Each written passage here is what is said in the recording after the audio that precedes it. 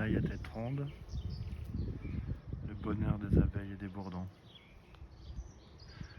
Dans une précédente vidéo, je vous en avais parlé. Et c'est une pure merveille. Donc, comme toute la famille de l'ail, elle est comestible. L'ail à tête ronde.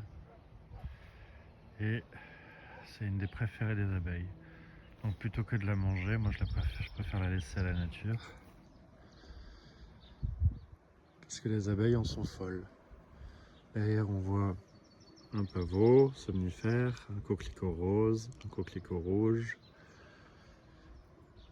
les lys, trompette, les coques lourdes, pourpre. Là vous avez la marjolaine qui est de la famille de l'origan et c'est une vraie merveille sur les pizzas. Juste devant, ça c'est une euphorbes. Si on la casse, il y a du lait.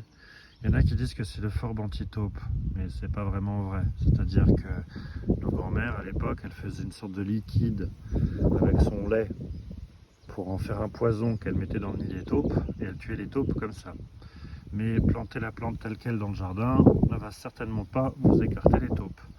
Et moi je n'aime pas l'idée de tuer les taupes parce qu'à la base les taupes, elles ne mangent uniquement que les vers de terre.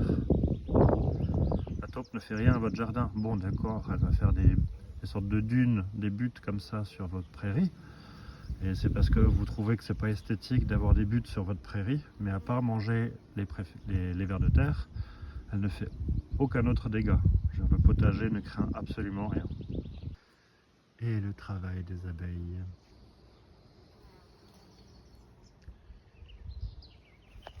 Et ça c'est pour vous montrer à peu près la taille d'une tête.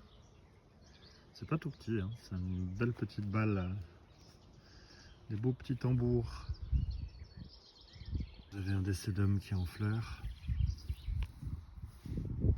qui colonise complètement la rocaille, avec les mauvaises herbes à dégager. Là, vous avez la violette odorante reine d'Alsace, c'est une violette un peu rosée. Le genépi, de la famille de l'armoise et de l'estragon, hein, c'est une artémisia. Il est rampant celui-là. Et dans les Alpes, ils font l'alcool, ce fameux alcool qui s'appelle le genépi, quand on le travaille pour en faire de l'alcool.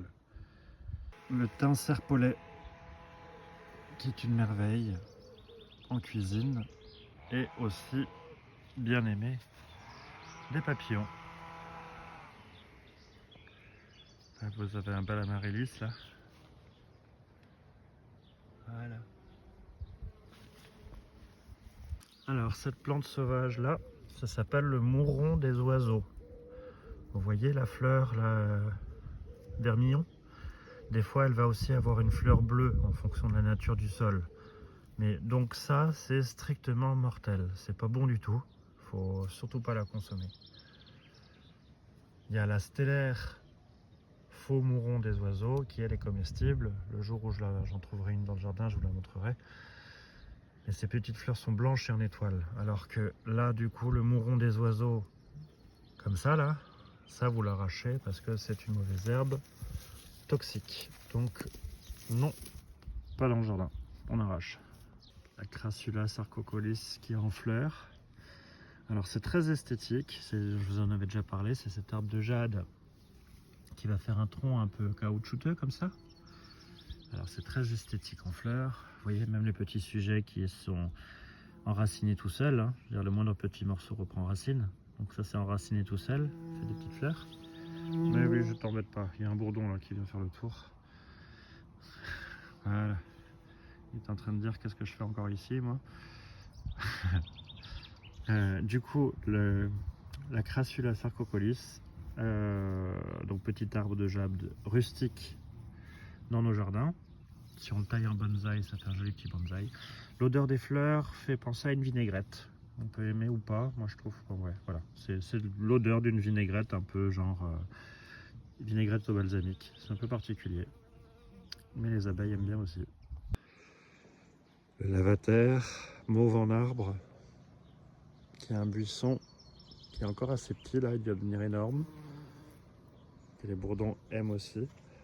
Oui, quasiment un bourdon par fleur. Et la sauge argentée qui devient de plus en plus poilue et de plus en plus grosse.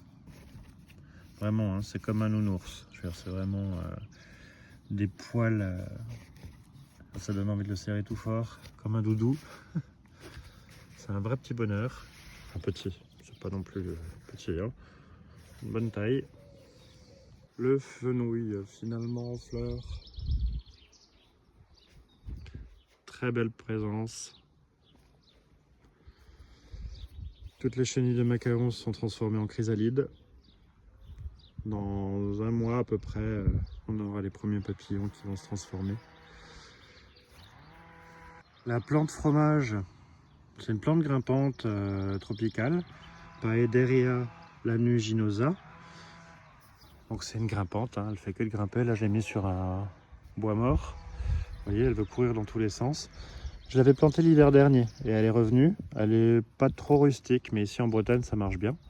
Et en fait, ces feuilles vont avoir l'odeur exactement d'un camembert coulant ou d'un minster. Donc dans les salades, si on aime le fromage, c'est exactement cette plante-là qu'on va mettre dans les salades. Voilà, en asiatique, ils le cuisinent. Et ça se passe bien. Vous avez vu, il enroule complètement le support. Il va falloir que je mette une pergola un peu plus grande pour qu'il s'éclate. Les poireaux que j'ai laissé monter en fleurs, qui sont d'une taille gigantesque. Je ne vais pas le faire parce qu'il y a un bourdon dessus, mais je pourrais même pas le fermer dans ma main. Et les formes et les couleurs d'abeilles solitaires, de guêpes, d'abeilles à miel, de bourdons. Insectes en tout genre. Ça fait du bien à tout le monde. Ne mangez pas tout, on a aussi besoin.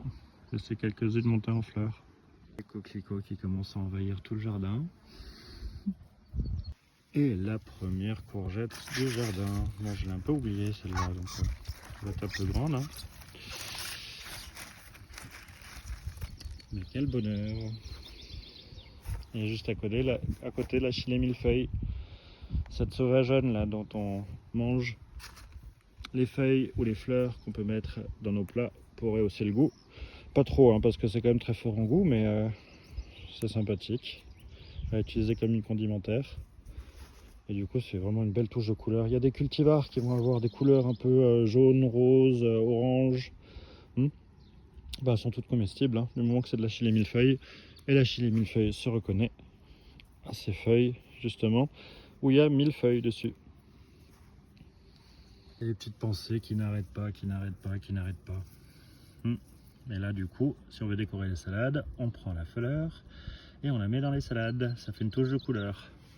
Toutes les violettes et les pensées, d'ailleurs, qui sont de la même famille. Hein. Vous pouvez agrémenter vos salades avec. Le pélargonium ou géranium des balcons. Alors celui-là, je l'avais planté en pleine terre avant l'hiver. Ben, il est revenu de la base et il se porte bien. Et donc pas d'engrais, pas d'arrosage, rien, ça se démerde. Et regardez, finalement, ça se passe très bien. À l'arrière, c'est les topinambours. J'avais pas tout mangé la dernière fois, alors je les ai mis en terre et ça s'éclate bien. Et en fin d'année, il y aura ces énormes fleurs de tournesol dessus. L'avantage, c'est que on sort de terre ce qu'on a besoin pour manger. On laisse le reste dedans. Et on a un potager perpétuel au jardin. Avec le plaisir d'avoir de belles fleurs jaunes.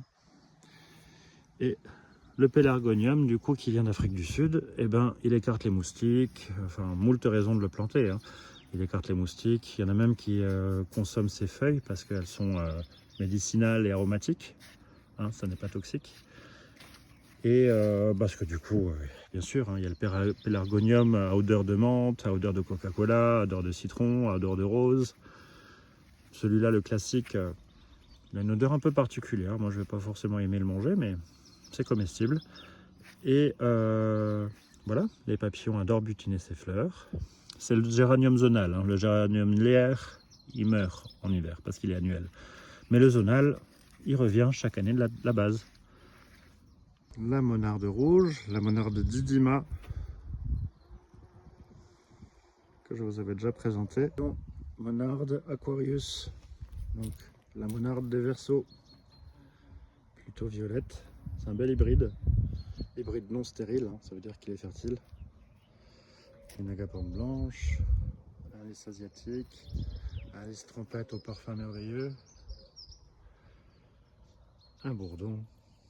Regardez-moi, ce coquelicot, c'est d'une finesse. Rouge passion, cœur blanc, cœur noir, complètement double en froufrou.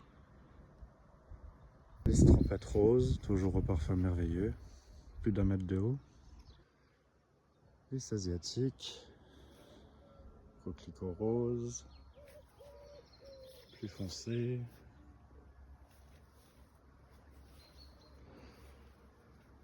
Ah, la belle tigridia qui enfin fleurit. Elle est belle celle-là, hein, un peu blanche comme ça. Des fois elle va être rose, orange. Là vous avez la mauve musquée. C'est une sauvageonne en France, elle est médicinale, elle est comestible. Les abeilles en sont folles. Là vous avez un beau coquelicot un peu orange saumon double. Là le vent a jeté par terre certains coquelicots, mais ils sont toujours aussi beaux. Et rouges. Là regardez-moi là. Un blanc marginé de saumon qui est absolument sublime.